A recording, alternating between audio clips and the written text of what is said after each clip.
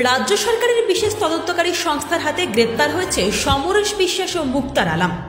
ভুয়ো পাসপোর্ট কাণ্ডের এই দুই মূল অভিযুক্তকে জিজ্ঞাসাবাদ করে এবার চাঞ্চল্যকর তথ্য গোয়েন্দাদের হাতে।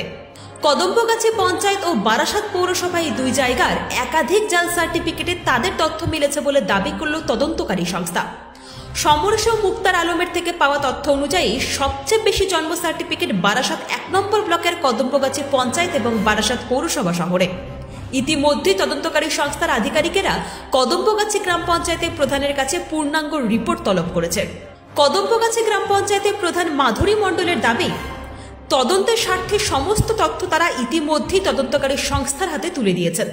আমি পঞ্চায়েতে বসেছি 1.5 বছর হচ্ছে, আমার হাত থেকে এরকম কোনো বার্থ সার্টিফিকেট বার হয়নি। আর আমাদের গোয়েন্দা মারফত আমাদের কাছে এসেছিল চিঠি, আর আমরা রেজিস্টার দেখেছি।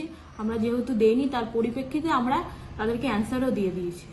বারাসাত পৌরসভার কাছে এখনো পর্যন্ত কোনো তথ্য জানতে চাওয়া হয়নি বলে জানিয়েছেন বারাসাত পৌরসভার পৌরপিতা অশ্বনী মুখার্জি। বারাসাত মিউনিসিপ্যালিটি থেকে অফিসিয়ালি কোনো বার্থ সার্টিফিকেট ইস্যু হয়নি। যদি হয়ে থাকে বারাসাত মিউনিসিপ্যালিটির নাম করে জাল সার্টিফিকেট হয়েছে, সেটা দায় বারাসাত মিউনিসিপ্যালিটির নয়।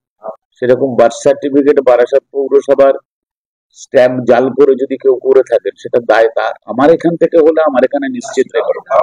সিপিআইএম নেতা সুজন চক্রবর্তী এই কাণ্ডে এক হাত নিয়েছেন রাজ্য সরকারকে। যেমন বারাসাত মিউনিসিপ্যালিটি জাল সার্টিফিকেট দিয়েছে, কদম্বগাছি কি বারাসাত কি আরও কোনো জায়গা কারা কারা জাল সার্টিফিকেট দিয়েছে।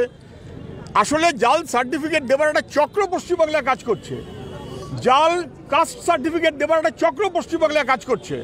এবং মুখ্যমন্ত্রী ওই দুয়ারে সরকার নাকি একটা করে এই জাল সার্টিফিকেটের একটা ব্যবস্থাপনা পশ্চিমবাংলায় করে দিয়েছেন। এবং সেই কারণে তার সুযোগে অনেক এরকম অবৈধ সার্টিফিকেট বিভিন্ন জায়গায় ঘুরে ফিরে বেড়াচ্ছে। পশ্চিমবাংলা গোটা ভারতবর্ষ এসব ক্ষেত্রে মাথায় আছে, আর তৃণমূল তার দায়িত্বে আছে। বিজেপির দাবি, এখনই সতর্ক না হলে পরিস্থিতি হাতের বাইরে চলে যেতে পারে। এই জাল আধার কার্ড বা জন্মের পত্র দিয়ে তারা এই ভুয়ো পাসপোর্ট তৈরি করছে এবং এই জঙ্গিদের হাতে তারা পৌঁছে দিচ্ছে টাকার বিনিময়ে। ভারতবর্ষের যে নিরাপত্তার দিক থেকে এটা অত্যন্ত ভয়াবহ। যেভাবে জঙ্গিরা আজকে পশ্চিমবঙ্গে জাল বিস্তার করেছে, আগামী দিনে সাধারণ মানুষের নিরাপত্তা বিঘ্নিত হবে।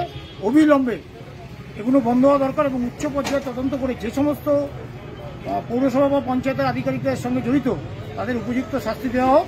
না হলে কিন্তু পশ্চিমবঙ্গ আগামী দিনে বাংলাদেশের মতন পরিস্থিতি হবে বলে আমার দৃঢ় বিশ্বাস। এখন দেখার এই ভুয়ো সার্টিফিকেট কাণ্ডে কোনো বড় চক্রের হদিশ পায় কিনা তদন্তকারী সংস্থা। ব্যুরো রিপোর্ট, আজ বাংলা।